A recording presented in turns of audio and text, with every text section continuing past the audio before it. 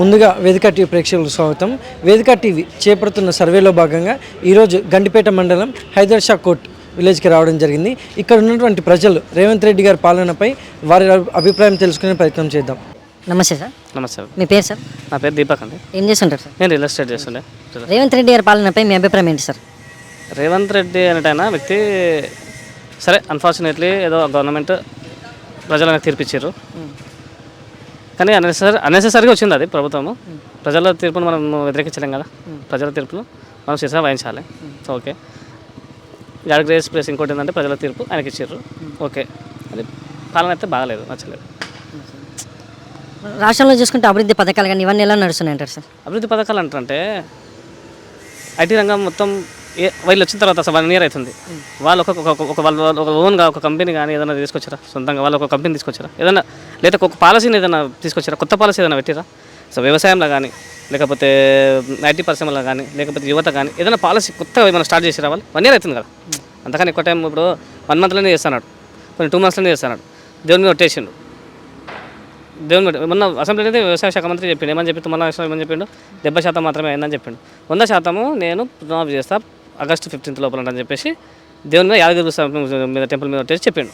చెప్పడం తప్ప కదా దేవుని వచ్చేసి చెప్పడం తప్ప కదా? అట్లాంటి బేకార్ లెక్కలు సీఎం హోదాలు ఉండి గలీజ్ మాట్లాడాడు, అంత బాగుంటుంది. కేసీఆర్ ఉన్నప్పుడు ఎవరి గురించి అట్లా మాట్లాడుకుంటుండే, ఏమైనా ఉంటే ప్రశ్నించండి, మూడుతోనే నాకు విభేదాలు ఉండే మాట్లాడుతుండే, ఏమైనా ఉంటే అడిగేది ఉంటే గట్టిగా అడుగుతుండే, వాయిస్ బేస్ చేసి అడుగుతుండే. అట్లుండాలి. ఏమైనా చెప్పిన రాష్ట్రానికి ఏమైనా చేస్తుంటే రాష్ట్రానికి అభివృద్ధి చేసుకుంటూ వెళ్ళిపోయాడు, ఆయన పని చేసుకుంటూ వెళ్ళిపోయాడు, అని ఎవరి గురించి పట్టించుకోలేడు. ఆయన కాళేశ్వరం ప్రాజెక్టు పెద్ద ప్రాజెక్టు కట్టిండు, ఎన్ని విమర్శలు వచ్చినా ఎంతమంది ఎన్ని రకాలుగా ఏమనుకున్నా. నమస్తే సార్. హలో, మీ పేరు సార్? నా పేరు ఉదయ్ కుమార్. ఏం చేస్తుంటారు సార్? నేను సాఫ్ట్వేర్ ఇంజనీర్. రేవంత్ రెడ్డి గారి పాలనపై మీ అభిప్రాయం ఏంటి సార్? బాగుందండి. ఇప్పుడు యూత్కు గవర్నమెంట్ జాబ్స్ చాలా వచ్చినాయి, చాలా పెండింగ్స్ ఉన్న గవర్నమెంట్ జాబ్స్ చాలా వచ్చినాయి. అయినా కానీ యూత్కి ఇంకా జాబ్స్ క్రియేట్ చేయాలి. సాఫ్ట్వేర్ ప్రొఫెషనల్స్ కూడా చాలా అన్యాయం జరుగుతుంది. 24 hours వర్క్ చేయించుకుంటున్నారు. మీ యంగ్ ఏజ్లో ఉన్నప్పుడేమో వర్క్ చేయించుకుంటున్నారు, కొంచెం ఓల్డ్ అయిపోగానే మాకు జాబ్ తీసేస్తున్నారు, ఏజ్ ఎక్కువైనా జాబ్ తీసేస్తున్నారు, సాలరీ ఎక్కువైనా తీసేస్తున్నారు. కొంచెం హెల్త్ ప్రాబ్లం ఉన్నా కూడా జాబ్లోకి వెళ్ళి సాఫ్ట్వేర్ ప్రొఫెషనల్ తీసేస్తున్నారు. సాఫ్ట్వేర్ ప్రొఫెషనల్స్కు చాలా అన్యాయం జరుగుతుంది.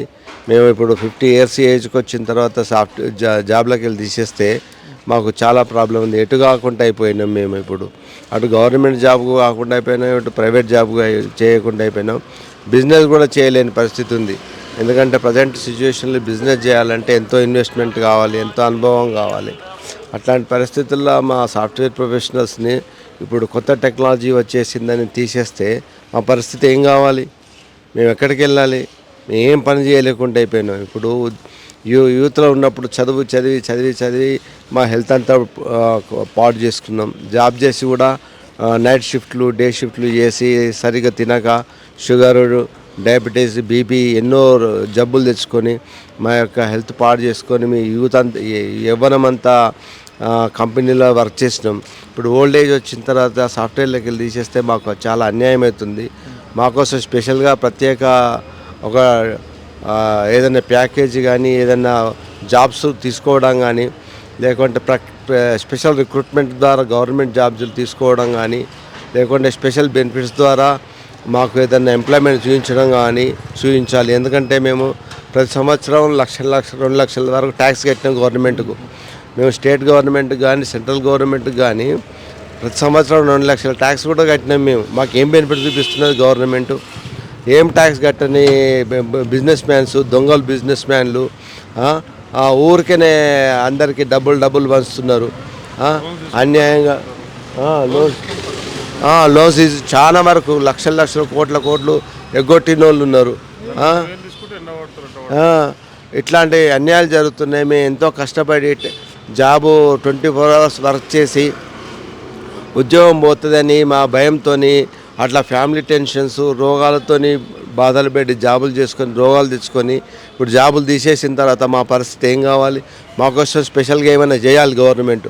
అప్పుడే ఈ సాఫ్ట్వేర్ ఒక మంచి డబ్బు సంపాదించిన సాఫ్ట్వేర్ ఇండస్ట్రీకి న్యాయం చేసినట్టు అవుద్ది, యూత్కి కూడా చాలా బెనిఫిట్ అవుద్ది. లేకుంటే ఏ గవర్నమెంట్ అయినా తర్వాత మేము గుణపాఠం చెప్పడానికి మేము రెడీగానే ఉన్నాం.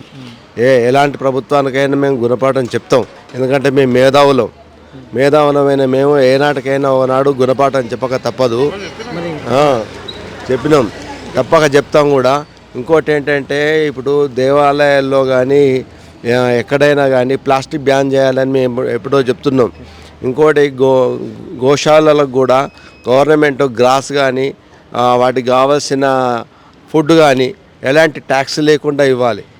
గోశాలలకు గోవులను అసలు అమ్మడానికి లేకుండా ఫ్రీగా ఎవరైనా పెంచుకోవడానికి ఇచ్చేసేయాలి. గోవులను కాపాడాలి, హిందూ మతాన్ని కాపాడాలి.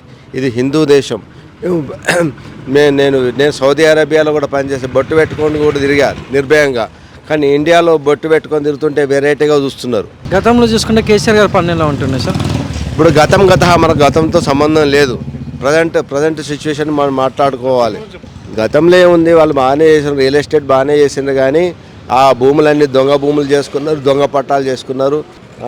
ఇంకోటి ఏంటంటే యాక్చువల్గా నేను 2000లోనే ల్యాండ్ కొనుక్కుందాం అనుకున్నా. అన్ని దొంగ రిజిస్ట్రేషన్ల వల్ల కొనుక్కోలేకపోయాను. ఈ రియల్ ఎస్టేట్ అనేదాన్ని సక్రమంగా చేస్తే యూత్ ఎవరైనా కొనుక్కునేటోళ్ళు కొనుక్కుంటారు, కొనుక్కోని వాళ్ళు కొనుక్కోరు. అన్ని దొంగ భూములు, దొంగ పట్టాలు, దొంగ కథలు ఉండడం వల్ల ప్రజలు భయపడుతున్నారు. ఇప్పుడు హైడ్రా అవన్నీ కాదు, అసలు కథ ఏంటంటే దొంగ పట్టాలే ఉన్నాయి. ఇంకా ఎవరి స్థలంగా ఉన్నా కానీ దాని మీద డబుల్ రిజిస్ట్రేషన్లు, దొంగ కేసులు వేసుడు, అన్ని చట్టాలలో ఉన్న వీక్నెస్. ఇప్పుడు చేసినందుకు కదా హైదరాబాద్ పీపుల్స్ అంతా మొత్తం 19 సీట్లు ఇన్నే గెలిచారు వాళ్ళు. మరి గతంలో కేసీఆర్ గారి పాలన ఎలా ఉంటుండే సార్? కేసీఆర్ పాలన గురించి చెప్తున్నా కదా, కేసీఆర్ పాలన చాలా బాగుంటుంది. చాలా అంటే అసలు అల్టిమేట్గా దాని గురించి మనం అంటే నెంబర్ 1 స్టేట్ మనం మన కంట్రీలో నెంబర్ 1 ఉన్నాం. మనం కాంట్రిబ్యూషన్లో నెంబర్ 1 ఉన్నాం. మనం 1, 2 అంతే, ఒకసారి 1 ఒకసారి 2 అంతే తప్ప కాంట్రిబ్యూషన్ నెంబర్ 1 మనమే ఉన్నాం కదా. జీడీపీలో ఫస్ట్ మనమే ఉన్నాం కదా. మరి ఒక క్వింటాల్ 1,00,000 క్వింటాల్నర పండే ధాన్యాన్ని 3,00,000 పంజాబ్ స్థాయికి తీసుకుపోయాను కేసీఆర్. ప్రతి విలేజ్లలో ఇప్పుడు చిన్న విలేజ్లో నేను ప్రతి విలేజ్లో మేము రియల్ ఎస్టేట్ చేస్తాం కదా. ప్రతి విలేజ్లో కొత్తటిమి రోడ్లు లేకుంటున్నాయి సరిగా. చిన్న భూములు ఎకరా ₹1,00,000, ₹1,50,000, ₹2,00,000. ఇప్పుడు నువ్వు ఏడుకోయినా కేసీఆర్ ప్రభుత్వం ఉన్నప్పుడు ఏడుకోయినా 30 లక్షలు 40 లక్షలు. అంటే రోడ్ అట్లా వేసిండు, డెవలప్మెంట్ అట్లా చేసిండు, ఫ్యాక్టరీస్ అట్లా పడ్డాయి, కంపెనీస్ అట్లా పడ్డాయి, చుట్టుపక్కల సరౌండింగ్స్ అట్లా అది పడడం వల్ల అంటే రాష్ట్రంలో బాగా అభివృద్ధి వల్ల ఆర్థిక వ్యవస్థ పెరిగిందంట. ఆర్థిక వ్యవస్థ 100% పెరిగింది. ఆయన వల్లనే పెరిగింది, ఆయన చేయడం వల్లనే పెరిగింది. ఎవరు చేయలేదు 100%. దాంట్లో ఏం సందేహం లేదు. వీళ్ళు పాలసీ అంటే మనం ప్రభుత్వాన్ని వ్యతిరేకిస్తలేము. కాకపోతే ఏంటంటే వీళ్ళకంటూ విజన్ లేదు. విజన్ ఉన్న నాయకుడు విజన్ ఉండాలి ఫస్ట్. ఇప్పుడు పని మీద ఇప్పుడు మీరు వెళ్ళిరు తిరుగుతారు, ఎందుకు మీరు ఏం ప్రజాసేకరణ సేకరించాలి, ఏంది ఎట్లుంది ఏందని మీరు ఒక పని మీద వెళ్ళారు. రేవంత్ రెడ్డి అనే వ్యక్తి ఎట్లా అంటే ఒక కోపాని కోసం మనుషులు కక్ష తీసుకునే సీఎం అయిన తప్ప రాష్ట్రానికి ఏదో చేయాలి ఒక విజన్. ఏం విజన్ ఉంది ఆయన? ఈ రాష్ట్రం పట్ల ఏమైనా విజన్ ఉందా? విజన్ నేను ఇది చేయాలనుకుంటున్నా, నేను ఈ కాలువ ఉంది, దీన్ని క్లియర్గా చేయాలనుకుంటున్నా. ఏ విజన్ ఉంది నీకు? రైతు పాలసీ పైన ఏ విజన్ ఉంది? ఐటీ పైన ఏ విజన్ పెట్టుకున్నావు? లేకపోతే పేదలకు ఏ విజన్ పెట్టుకున్నావు? ఇల్లు కట్టిస్తానని చెప్తున్నావు. ఇప్పుడు విలేజ్లలో సర్పంచ్ ఎలక్షన్స్ ఎప్పుడో అయిపోతే ఆడు ఏమవుతుంది అంటే లైట్లు, వీధి లైట్లు కానీ లేకపోతే మోరీలు కానీ అన్ని చెత్తబండోడు కానీ వాడు కానీ వీడు కానీ అంటే సర్పంచ్ 2 రోజులు ఉంటారు, అన్నీ క్లీన్ అవుతాయి.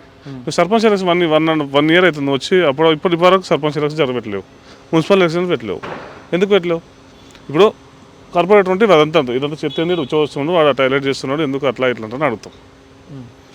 ఎవరు అడగాలి? ఇప్పుడు అయిపోయింది నా డ్యూటీ అయిపోయింది, ఇంకా ఎలక్షన్స్ అయితే కాలేవు కదా అని అంటారు ఎవరైనా.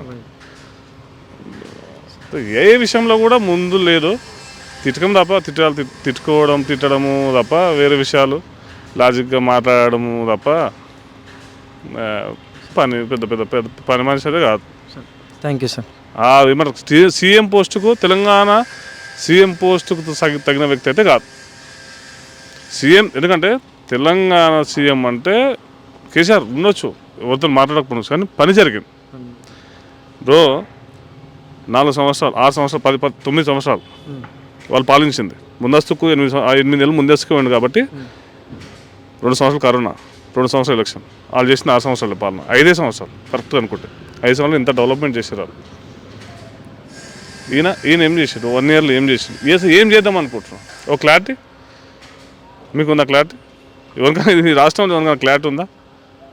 కాంగ్రెస్ పార్టీ అని కాదు, నేను కూడా కాంగ్రెస్ పార్టీకి ఓటు తెప్పించిన, కాంగ్రెస్ పార్టీ మా కూడా కాంగ్రెస్ పార్టీలో దిగినాం, మేము కూడా అది చేసినాం. కానీ నేను ఏమన్నా విజన్ ఉందేమనుకున్నాను, విజన్ లేదు, విజన్తో పనిచేస్తలేడు, ఏదో కక్షపూర్తంగా పనిచేస్తుంది తప్ప విజన్ లేదు. Thank you sir. నమస్తే సార్. నమస్తే, మీ పేరు సార్? నా పేరు అరుణ్, ఏం చేస్తుంటారు సార్? నేను కోచ్. రేవంత్ రెడ్డి గారి పాలనపై మీ అభిప్రాయం ఏంటి సార్? రేవంత్ రెడ్డి పాలనపై అభిప్రాయం అంటే ప్రస్తుతానికి ఇప్పుడు మన హైదరాబాద్లోనే చూసుకుంటే ఏ ఒక్క పని కరెక్ట్గా కాలేదు. ఇప్పుడు హైడ్రానే చేసిండు మధ్యలో, అది సగంలో ఆపేసుకున్నాడు. ఇప్పుడు రేవంత్ రెడ్డి ఎట్లా అంటే ఆయనకు ఓన్ టాలెంట్ లేదు, ఎవరు పక్కన వాళ్ళు సజెస్ట్ చేస్తేనే ఆయన చెప్పగలుగుతాడు. ఆయన ఈ పథకం పెట్టు అంటే పెడతాడు, దాన్ని ఎట్లా సక్సెస్ అవుతుందా రన్ అవుతుందా చూడడు. ఇప్పుడు ఫ్రీ బస్సు పెట్టిండు, ఏమైంది దాంతో? ఏమి కూడా రాదు, అంతేగా. ఇప్పుడు ఏ ఒక్క పథకం వచ్చిందో చెప్పండి, అది అని చెప్పగలుగుతాం. మరి గతంలో కేసీఆర్ గారి పాలన ఎలా ఉంటుంది సార్? కేసీఆర్ పాలన చాలా బాగుండే, చాలా పథకాలు తెచ్చిండు, రైతు బంధు అని, లైక్ కళ్యాణ లక్ష్మి అని, కేసీఆర్ కిట్ అని, ఇవన్నీ వచ్చినాయి ఆయన త్రూలో. ఇప్పుడు ఈయన త్రూలో ఏమొస్తున్నాయి? ఈయన ఓన్లీ వాళ్ళు చేసిన దాన్ని తుడిపేసి ఆయన విగ్రహాలు పెట్టుకోవడం, ఆయన పేర్లు పెట్టుకోవడం, ఆయన కొత్త ఆయన ఆయన ఆయన అండర్లో అయినాయని చూపెట్టుకోవడానికి మాత్రమే చేస్తున్నాడు. కానీ ఆయన మనస్ఫూర్తిగా ఏది కూడా చేస్తలేడు. ఇంకోటి, ఫస్ట్ ఆఫ్ ఆల్ సీఎం అంటే ఫస్ట్ ఆఫ్ ఆల్ నీ రాష్ట్రాన్ని నువ్వు ఇష్టపడ్డాక నువ్వు పని చేయాలి. ఆయనకి ఏం లేదు, ఆయనకు సీఎం అనే పోస్ట్ ఉండాలి తప్పే ఈ తెలంగాణ మీద ఆయనకు ఒక ప్రేమ లేదు, నా తెలంగాణ ప్రజలు మంచిగా ఉండాలని అట్లాంటివి ఏవి కూడా లేవు. మీరు అదే ఇంతకుముందు కేసీఆర్ గారిని చూసుకుంటే ఆయన ఫస్ట్ ఆఫ్ ఆల్ పోస్ట్ కోసం గొడవలే, నేను నా తెలంగాణకు మంచి చేయాలి, నా తెలంగాణ జనాలు నన్ను గుర్తుపెట్టుకోవాలనే కాన్సెప్ట్ని ఆయన పనిచేసింది తప్పితే ఆయనకి నేను ఏదో డబ్బులు దోపేసుకోవాలి, సంపాదించేసుకొని నేను పక్కకు జరిగిపోవాలి అట్లా లేడు ఆయన. నువ్వు ఇంతకుముందు ఉన్న ప్రతి సీఎంని చూసుకో, రాజశేఖర రెడ్డి కానీ, కిరణ్ కుమార్ రెడ్డి కానీ, చంద్రబాబు నాయుడు కానీ, వీళ్ళందరూ ఏంటంటే మేము ఒక పోస్ట్ వచ్చింది, మాకు ఒక అవకాశం వచ్చింది, మేము పైసలు వెనకేసుకోవాలి, మా పేరు నిలబెట్టుకోవాలి, ఏంది తెలంగాణలో ఒక సీఎం చేసినాను. కానీ కేసీఆర్ అట్లా ఉండదు, నా తెలంగాణ కోసం నేను చేయాలనే కాన్సెప్టే ఉంటుంది తప్పితే నేను ఇంత వేసుకోవాలి, నేను పక్కకు జరిగిపోవాలని అట్లాంటి క్యాండిడేట్ కాదు ఎవరు కేసీఆర్. ఇప్పుడు ఈయనది ఏంటంటే ఓన్లీ ఇప్పుడు ఎగ్జాంపుల్ మొన్న ఏదో విగ్రహం పెట్టింది, పాతది ఉండే, దానికి ఏమైంది, దాన్ని చేంజ్ చేయాల్సిన అవసరం ఏంది అంటే ఈయన ఆయాంలో అయినట్టు చూపెట్టుకోవాలనేది ఈయన కాన్సెప్ట్. అది. Thank you sir. నమస్తే సార్. నమస్తే, మీ పేరు సార్? నా పేరు శ్రీధర్ రెడ్డి, ఏం చేస్తుంటారు సార్? నేను retired, revenue retired. Revanth Reddy గారి పాలనపై మీ అభిప్రాయం ఏంటి సార్? రేవంత్ రెడ్డి పాలన కొంచెం డిఫరెంట్ ఉంది, కానీ కొన్ని విషయాలలో మాత్రం అడ్మినిస్ట్రేషన్లో సేమ్ కనబడుతుంది, ఆయనను కంటిన్యూ చేస్తుండేమో అన్నట్టు కనబడుతుంది. సో బెటర్, అప్పటికంటే ఇప్పుడు కొంచెం బెటర్, అది ఆ మార్పు కనబడుతుంది. కానీ పెద్ద అంటే ఇంకా చాలా మార్పు కావాలి. మేము ఓటేసినప్పటి మార్పుకి ఇప్పుడు చాలా తేడా కావాలా, ఇంకా అంత కనబడట్లేదు. అంటే ఇప్పుడు అభివృద్ధి ఎలా ఉందంటారు మన తెలంగాణ రాష్ట్రంలో? మామూలుగా అవుతుంది అభివృద్ధి, అయితే అభివృద్ధిలో కొంచెం మార్పు కనబడుతుంది, కానీ ఇంకా చాలా కావాలి. ఆదాయ మార్గాలు చాలా తెచ్చుకోవాలి, వీళ్ళు ఉన్నదాన్ని ఏదో అడ్జస్ట్ చేద్దామని చూస్తుండ్రు, కానీ మరి ఇంకా మార్పు అయితే చాలా అవసరం. ప్రజలు అంటే ఈ హైదరాబాద్ సిటీ ఎంత ఫాస్ట్గా డెవలప్ అవుతుందో పెరుగుతుందో ఆ రేంజ్లో డెవలప్మెంట్ అయితే కనబడట్లేదు. మరి గతంలో కేసీఆర్ గారి పాలనపై మీ అభిప్రాయం ఏంటి సార్? ఇక కేసీఆర్ పాలన ఇప్పుడు కనబడుతున్నది, కోర్టు కేసులు అవి ఇవి అయితే కనబడుతూ ఉన్నాయి. ఆయన అది చేసేది లేకుంటే ఆయన పోయేదాకా ఆయన్నే సీఎం ఉంటుండే, ఆయన చేసిన తప్పులకు ఆయన్నే ఇప్పుడు కనబడుతుంది. Thank you sir. నమస్తే సార్. చెప్పండి. మీ పేరు సార్? సత్యకళ్యాణ్, ఏం చేస్తుంటారు sir? Real estate. Revanth Reddy గారి పాలనపై మీ అభిప్రాయం ఏంటి సార్? ఏం బాగాలేదు, అంత నాశనం చేసేసింది మొత్తం. రియల్ ఎస్టేట్ లేదు, ఏ దందా లేదు, ఏ బిజినెస్ లేదు, ఏం లేదు. మొత్తం ఈయన రావడం వల్ల సంవత్సరం నుంచి ఏ దందా లేకుండా అందరం ఖాళీగా తిరగాల్సి వస్తుంది. రూపాయి దందా లేదు, ఖర్చులు లేవు, ఏం లేదు. అంత వేస్ట్ పరిపాలన. సంవత్సరంలో ఒకరికి ₹1 అందింది లేదు, ఆయన పథకాలు లేవు, అన్నీ జీరో. అంత వేస్ట్ పరిపాలన, రేవంత్ రెడ్డి పరిపాలననే వేస్ట్. ఇప్పుడు పెద్దలు అంటారు కాంగ్రెస్ పరిపాలన వచ్చింది, కరువు తీసుకొచ్చిందని, అదైతే 100% కరెక్ట్. మరి గతంలో కేసీఆర్ గారి పాలన ఎలా ఉంటుండే సార్? మీరు గతంలో అంటే తెలంగాణ రాకముందు చూసుకోవచ్చు, తెలంగాణ వచ్చిన తర్వాత చూసుకోవచ్చు. అంతకుమించి మనం ఏం చెప్పాల్సిన అవసరమే లేదు. 10 ఇయర్స్లో ఎంత అభివృద్ధి అయింది, ఎంత పరిపాలన బాగా చేసిండు అనేది కేసీఆర్ని చూసి నేర్చుకోవాలి వీళ్ళంతా కలిసి. కాంగ్రెస్ వాళ్ళు అయితే అందరూ నేర్చుకోవాల్సింది ఆయనను చూసి. అంతే ఇక కేసీఆర్ అంటేనే తెలంగాణ, తెలంగాణ అంటేనే కేసీఆర్. మరి ఇప్పుడు రాష్ట్రంలో చూసుకుంటే ఇప్పుడు ఈ 6 గ్యారెంటీలు ఉన్నాయి కదా సార్, ఇవి ఇక్కడ ఉన్నటువంటి ప్రజలు ఎంతవరకు అందుతున్నాయి అంటారు అమలు చేసినంత వరకు? అదైతే ఇస్తున్నారా లేదా కూడా గ్యారంటీ లేదు. అది ఎవరికి అందుతున్నాయి ఎవరికి అందుతలేదా కూడా గ్యారంటీ లేదు. అది ఇచ్చిన వాళ్ళని అడగాలి, తీసుకుంటే వాళ్ళని అడగాలి. కానీ ఇప్పటివరకు అయితే ఎవరికైతే అందిన దాఖలాలు అయితే లేవు. ఆ ఫ్రీ బస్ అయితే వేస్ట్గా పెట్టినది, అయితే వేస్ట్గా ఆలుమగల పంచాయతీ లాగా చేసిండదని అయితే. ఇప్పుడైతే ఈ మధ్య ఏదో అంటారు మళ్ళీ జెంట్స్కి కూడా పెంచుతాం రేట్లని బస్సు ఛార్జీలు. మళ్ళీ పెట్టడం ఎందుకు, పెంచడం ఎందుకు? ఎవరు అడిగిరని ఆయన పథకాలు ఎవరు అడిగిరు? ఫ్రీ బస్ అని ఎవరైనా అడిగిరా? ధర్నాలు చేసిరా? రాస్తారోకలు చేసిరా? ఎవడు పెట్టమన్నాడు? దానివల్ల అయితే యూజ్లెస్. అది అయితే పరిపాలన యూజ్లెస్ ఉంది. అండ్ మన ఫ్రీ బస్ అయితే యూజ్లెస్, అది వేస్ట్. Thank you sir.